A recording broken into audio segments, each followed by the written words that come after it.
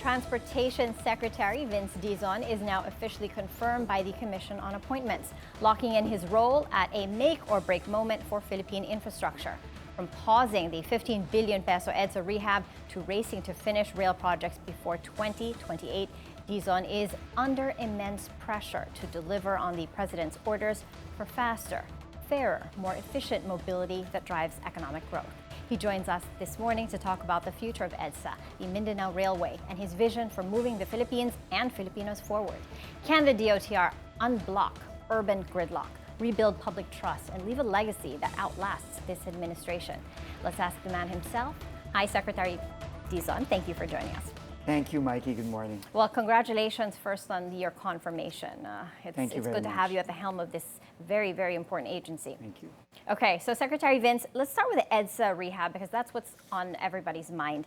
The President hit the pause and reset button on this at the nth hour. What was the main reason for this? I think the President, from the very beginning, made it very clear. He wants commuters especially and our motorists to have a comfortable and safe commute every day. That's hard, given the inadequacies in infrastructure and the problems of our roads. It's very, very hard. So he spoke to many different sectors after the announcement of the EDSA Rebuild project, and he told the agencies of government in charge, DPWH in particular, who is leading the EDSA Rebuild project, to find a better way to avoid a 2-year gridlock on EDSA caused by the construction. He believes that would you know, Secretary Vince, what were the gaps in the original plan that enabled the rethink? I don't know if you call them gaps, but I think the main issue of the President was the time. It was going to take too long, 2 years, maybe even more, depending on how the construction goes. And I think this is mainly because of the conventional technologies and the conventional means that the DPWH was going to employ in the rebuild of EDSA. And the President said that there are better ways, and we are now tasked to find a better way to rebuild EDSA. And he said it should be done 6 months or maximum a year. The timelines have changed drastically from 2 years to 6 months.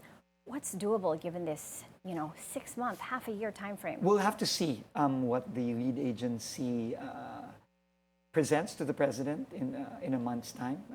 The President gave DPWH in particular and all of us a month to go back to the drawing board and to present a better plan. And that's what we're aiming to do. Who are you consulting with to speed up this rehab? I'm pretty sure that DPWH is consulting with the industry, with the construction industry. And just to be clear, this is their project. Yes. This is the DPWH's project. Okay, so that EDSA rehab was supposed to cost 15 billion pesos. Yes, in total. In total, for 2 years of work. Given that it's going to be whittled down to 6 months, will there be a corresponding reduction in the price, do you think? Well, I can't say for sure. We would have to wait for DPWH on that. But, I mean, just intuitively, you would think that, if it's cut down to 6, 8, 10 months or 12 months even, then there should be some reduction in cost because that's a lot of time. That's more than 50%. That's right. Less time to construct. 1 month review. What can we expect after? I think the DPWH is working hard to find the technologies, because right now this is really about technology. And I know a lot of our kababayans have been sending us messages about these new technologies that are done in other countries like Japan, like Europe, the United States, etc. But I think we'll leave it up to DPWH to find the best suited technology to meet the President's demands for a better way and a faster way to lesser inconvenience our people. With or without the rehab, EDSA is a main choke point. Yes. What are the mitigation measures? I mean, you listed a couple of mitigation measures that would take place, granted the EDSA rehab was pushing through. Now that it isn't, all those all the coding schemes, that's been scrapped, right? Yes. But what else can we do over the short term and over the long term to fix the choke point that is EDSA? I think for the Department of Transportation, our focus is mass mobility, meaning moving as many people as fast as possible as we can. And that entails mass transportation.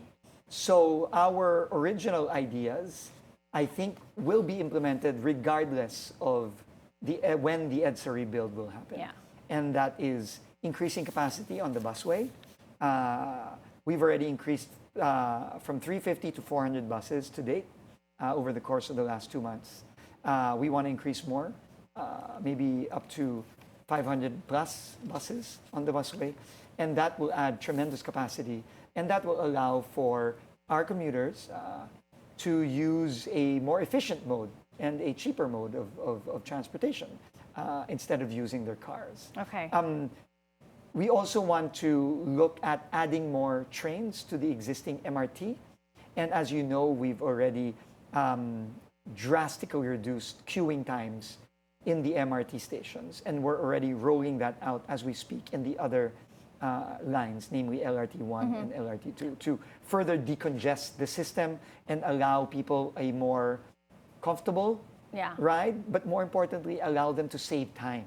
Yeah. Because that's really, I mean, if you recall, in the past, 1 hour to 1 hour and a half queuing time in an MRT station during rush hour, that's been cut down to just minutes now. Okay. Now, speaking of the MRT, the government some years ago bought Dalian trains from China, but because of compatibility issues, we haven't fully been able to deploy all of them. Have you seen these trains? How incompatible are they, and will they ever be usable? Yes, that's a great question, because there was a study actually that was commissioned sometime in 2019, if I'm not mistaken. A study done by TUV Rhineland. It's a major construction consultant and infrastructure consultant, and they said that the trains with the proper mitigation, which essentially means ensuring that they are safe to run on our MRT line, can actually run, but this needs to be cleared by the current maintenance operator of MRT3, which is Sumitomo Corporation of Japan. So I've spoken to them about this several times already, and I gave them a deadline to give me a report and a straight answer. What do we need to make these trains run? Because these are 48 trains. These are a lot of trains. That's a lot of trains. These are a lot of trains. Yeah. And these could even actually replace the old trains that have been there since the 90s when the MRT3 was launched by President Ramos at that time. So, but we and I personally, I trust Sumitomo. I mean, they're one of the best in the world at doing this. And we all know the safety record of Japanese railways. Yeah. So we have to trust them, and they will meticulously go through their processes and make sure that these trains, if usable, will be used safely. Okay, we've got a lot of things to touch on. We're just going to keep going at them. The Mount Kamuning footbridge, that's a moniker. It's not really a mountain, but because it's so high, 4 to 5 stories, people are calling it the Mount Kamuning footbridge. The president has ordered this to be taken down. Yes. What's the alternative going to be? Okay, I was there yesterday, Mikey. My first time to go up the mountain. And it's funny because I checked on Google, and it literally says Mount Kamuning, and it says description hiking area. That's what it says on Google. Okay. I mean, you can check it. It's really funny. And it's funny but very sad. It's funny but it's sad. I mean, a U.S.-based consul general criticized it, saying that it's proof that pedestrians are the last priority, which is not, because you go to first world countries and pedestrians are king. So what's going to be done to change this? But they're not in the Philippines, Mikey. Not yet, but we're getting there. A couple of weeks ago, I walked a couple of kilometers on EDSA, and I'll tell you, pedestrians are not the priority. Yeah. They are the least priority. And Mount Kamuning is a symbol of that. I absolutely agree with whoever said that. Because I went up this footbridge, and I was walking with elderly people, and they could barely go up this bridge, but there's no other option in that area except this bridge. So the president made a very, very clear and bold statement when we saw it together when he inspected the MRT last Sunday. And he said, that's unacceptable, tear it down, build a better one. Why not an underpass? Why are we always doing overpasses? Okay, an underpass is difficult to do. Very difficult given the state of the utilities Underneath. and the drainage and everything underneath Metro Manila. It's not impossible, but it's very difficult to do, and it's going to cause a lot of disruption on the roads where you build the underpass. Plus, it's going to be quite expensive. Okay. I absolutely agree that, as we see in other more developed countries, underpasses are really the way to go because they're the most convenient. They don't disrupt anything. They're not an eyesore. It's really the way to go. But unfortunately, it's going to take too long, and we have to build something relatively quick because the president really wants to tear this. I was going to say mountain, but tear this structure down because it's a symbol of bad infrastructure. Correct. I mean, and you know, the president's program is build better more. And him saying tear this down, build a better one is really the epitome of what build better more means.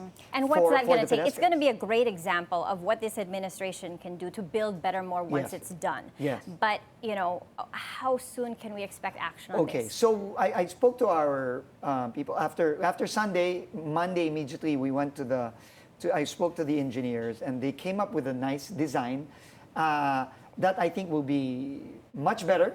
It's how high? Not steep. How it's high? Actually just the level. It's even lower than the MRT station. Okay. But the key is it's going to be PWD friendly. It's going to be senior citizen friendly. There are going to be elevators on both sides and in the center, and it will also be moved to a different location. I think that's there it is. We're taking a look at it. I mean, it looks great. Why didn't they do this in the first place? I cannot. Of course, you've just inherited all of this, I think this right? was built But what do you think? What do you think? Why? I guess it's sad to say, you know. I think it's just really not putting enough thought into something that we're doing. You know, it's you want to build something and you're faced with a problem because the problem in that area are really the wires of the MRT, right? If you're going to build the footbridge in that area specifically, you have to avoid the wires of the MRT. And obviously you cannot build in between the wires and the train. That's impossible. So you've got to build above the wires. The problem is it's too high. Yeah. So and the span of EDSA is too narrow. And it could have also been a cost issue. It could have been the cheapest solution at that time. But still, everything needs to be rationalized. Yeah, but you have to put thought into it, Mikey. Absolutely. That's the key. And the thought that our engineers put into this is, first of all, we cannot put it in the same location. That's the first. Well, we have to put it in a different location. It's good to see this administration out front, taking a hard look at these things and finding ways to fix them. I mean, we have to. That is the essence of Build Better More. And that is the essence of what the president said. Okay. Speaking of Build Better More, another choke point is the San Juanico Bridge. Okay, this is an emergency situation because it links Samar to Leyte in the eastern Visayas. The rehab is set to cost 7 billion pesos. And, you know, monthly, the loss with a relative closure of the bridge, it's 600 million pesos in losses monthly. Yes. What's the solution to this? What can we expect? Okay, I was informed about this several weeks ago, and that same weekend, I personally went to Tacloban. I met with Mayor Alfred Romualdez and Governor Sherry Ann Tan of Samar and the Mayor of Tacloban. And of course, they had their frustrations about the timing of the closure and the notices that were given. But regardless, we have to find a solution. And the main problem right now is that essential goods that are usually carried on trucks cannot cross the San Juanico Bridge. So you've got goods that are stuck. Yeah, it's a big problem for trade and logistics. It's huge. Yeah. And it actually, it's like, you know, it's like closing an artery to your heart. You know, the goods have to flow somewhere else, and it's going to choke the other points, right? So a lot of the ports now in region 5, 6, 7, 8 are all congested because of this one choke point. And what we did was, there are two ports close to each other between Samar and Leyte. This is Tacloban Port and a port in Basay, Samar, which is called the Amendayan Port. So we are right now, we finished just yesterday the improvements to the Amendayan port so that we can move ro-ro vessels and carry trucks across the San Juanico Strait from Samar to Leyte. That will help alleviate the congestion a bit. Yeah. But it's still not going to be the same because obviously these big boats can only take 20, 25 trucks at a time.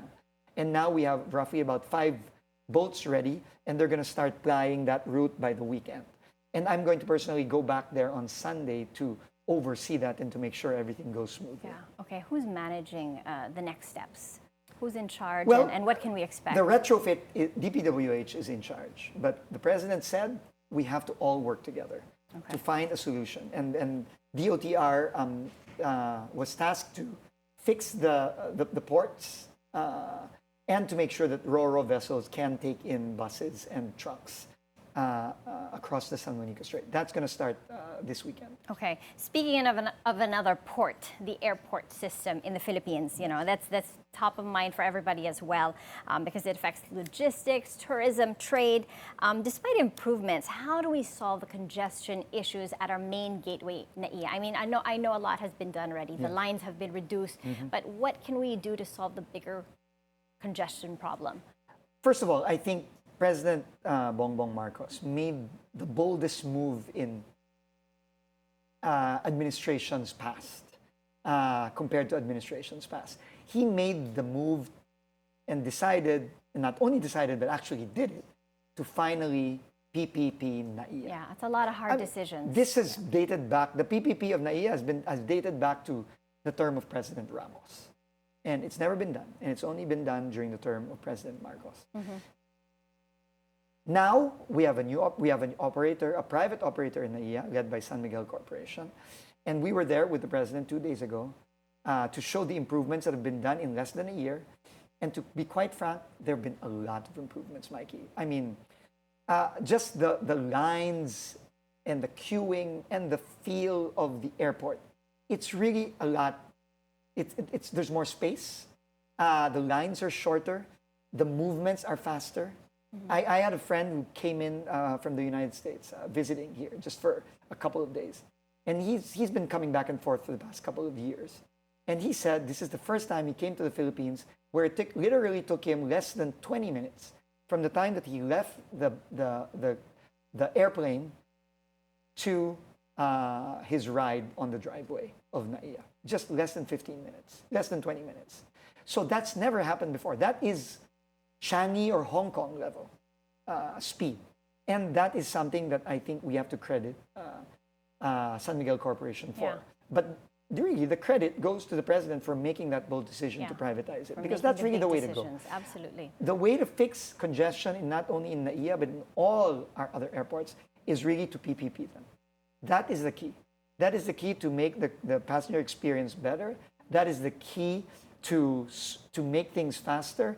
That is the key to developing our airports so we don't have airports with, broken toilets and broken lights and dirty bathroom, dirty comfort rooms, etc. There's so much they can do when they work together, the government and the private sector. Absolutely. Can you give us an update on the Bulakan Airport, another San Miguel initiative? Yes. What's the status there? It's ongoing. It's ongoing. And right now, we will be discussing the phasing, because obviously San Miguel is now operating NAIA for 15 years. Then we have Bulacan. So the key there is how do we seamlessly transition? Similar to Kai Tak in Hong Kong. If you still remember the old Hong Kong airport in the middle of the city, Kai Tak, and it moved to Chep Lak Kwok, which is the new airport. There was a seamless transition there for, I think, 10 to 12 years. So we have to do the same.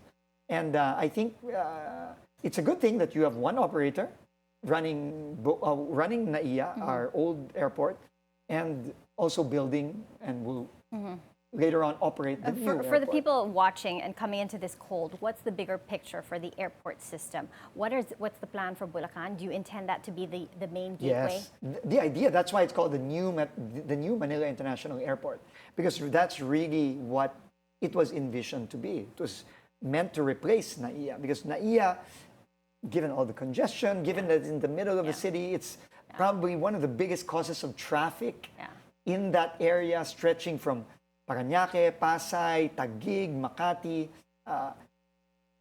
It's really got to move as has been done with other countries, like Hong Kong and other countries. Can you give us an idea of the timelines? Well, NAIA's concession is 15 years. So I guess that is really the timeline to Once transition. that shifts, wow, okay. Yeah. So that's going to be quite some time. So but that's why San Miguel has committed to make NAIA more efficient. Yeah, so they can focus on one before moving on to the Well, next. they've got to do it in parallel. They've got to do it in parallel. Because obviously you can't end the concession of 15 years and then not having the other one ready yet. It's got to come seamlessly towards the new Manila International Airport. There's just so much to do. A lot of things so to do. little time. So little time, in your space infrastructure, you've got 3 years left in this position. That's like a New York minute. Absolutely. What can we, and a lot of this stuff you just inherited, what is achievable? What do you hope to achieve within these 3 years, these 3 short years with this such a big infrastructure play? Like the last time we were together, Mikey, I think the key is to understand what can be done. Right? You're really just planting the seeds. You just got to find out what can we finish, what can we substantially complete so that whoever comes after is forced to make sure that this is finally completed. So right now we're focused on the proverbial low-hanging fruits, which is the infrastructure projects that have been there for so long but have not been completed, but have a great chance of being completed during this administration. And I'm talking about, for Metro Manila, I'm talking about the Common Station, which is, 15 years running today. The MRT-7, which is also another project that's been more than a decade in the planning and construction phase. Those two, I'm quite confident, will be finished by the end of the president's term, or even before, maybe around within 2027. Tapos na yan. Now that means that there will be seamless connectivity between LRT1, MRT3, and MRT7. And that's going to be a game changer for a lot of our kababayans who live in Bulakan, who live in Cavite, who live in the outskirts of Metro Manila, going into the city and going to Ortigas, going to Makati, Quezon City, etc. We also want to finish as many stations in the LRT1 extension. So going all the way to Bacoor, Cavite. So we want to finish as many of those stations as we can. And that, again, is going to be a game changer. Yeah, I know right-of-way issues are a huge problem in this space. How big of a problem would you say it is right now? It's always going to be a problem. What can we do? What can we do to fix it? In our limited time here, like the past 3 months we've been here, the team of one of our assistant secretaries, her name is Assistant Secretary I.C. Calaguas. She used to be the city administrator of Angeles City. She has been able to acquire right-of-way that has been pending for years, Mikey, in only 3 months. So it is possible. Okay. It is possible, but you just need focus, and so you need the right people there. Okay, we can do this. I mean, especially focusing on MRT, on the MRT project. Focusing on MRT-7, especially the San Jose del Monte station, but also focusing on the north-south commuter rail from Valenzuela to Clark. A lot of those issues there that were pending issues for so long have now been unlocked. The subway, there are 5 major right-of-way problems there. 5. In the last 3 months, we've already been able to close 3 out of the 5, just in the last 3 months. So it can be done, Mikey. You think we can fix those last 2? I think so. We're almost there, but we have to go through expropriation. So that takes a little more time. So what's the ask? What's your ask from lawmakers on how to clear these right-of-way issues so we can do things faster? It's great you said that, because I just want to thank the House of Representatives and especially the Senate. Just last Monday, the Senate President, under the leadership of the Senate President and the sponsorship of Senator Mark Villar, they passed on second reading the amendments to the right-of-way law, which is a law. It's a law that's been there for so long, never been amended, and the amendments are really going to be game changers in our work to get right-of-way as fast as we can. And hopefully it's going to pass on third reading next week before Congress goes on sine die adjournment, and it can be signed into law very soon. Okay, and now on a more personal note, a final question for you, Secretary Vince. You've been at the helm of the BCDA, at the helm of the DOTr. It's been very exciting since you've taken over. 3 years is a short time. 2028, especially in your space, is just around the corner. What's next for you? That's Have you thought about question. that? Are you so focused on the here and now? But to be quite honest, since it's my second time on the show, I mean, I would really love to go back to the private sector after this stint. I think that's really where my heart is and my mind is right now. You keep doing what you're doing. I don't think you're going to be allowed to do that. It's just, it's just a lot easier. There's no stress. Plus, I get to spend a lot of time with the family. That's really what I miss the most. Yeah. All right. Especially my daughter's gonna. By that time, my daughter's gonna be entering college. So okay. I have to make bantay. One more question. What have you learned from your stints at the BCDA and DOTr? What have you learned now from all these years working with the government? I think a lot of learning is on how to move things forward by working with other agencies very closely. For right-of-way, for instance, the key word for right-of-way is, in Tagalog, tutok, focus. No, but in order to focus, in order to tutok, you really need to work with so many agencies, because that's really the biggest challenge. DOTr cannot fix the right-of-way issues by itself. It's going to need so many agencies. It's going to need the local government units. It's going to need the Office of the Solicitor General, file expropriations cases. It's going to need the Department of Housing and the National Housing Authority if you're going to relocate informal settler families. So many. It's going to need the DENR. So I think it's a web of collaboration. It's got to be all about collaboration, but really focused collaboration. Because sometimes, you talk to someone and they say, "Oh yeah, that's okay, that's fine." 6 months later, it's not yet done. So it's got to be.